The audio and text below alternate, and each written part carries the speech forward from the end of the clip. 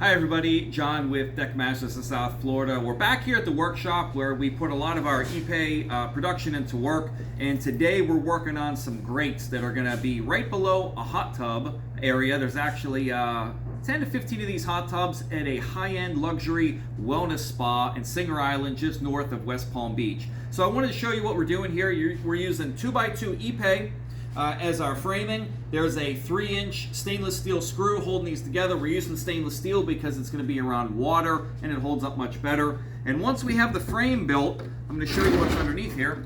There's actually two separate frames built, one on the left and right. They're going to be able to be separated because the Ipe is so heavy. We need people to be able to pull these grates out. Underneath the grates are going to be the equipment that runs the spas. So as you can see, this is 1x6 Ipe. It's screwed in by 1.5-inch stainless steel screws. And again, this is in two pieces. It's being held together with the clamps right now, but we want them to match. Once this is completed, we're going to give it a sand and an oil. It's going to look amazing as usual. We can't wait to show you the finished product. Stay tuned.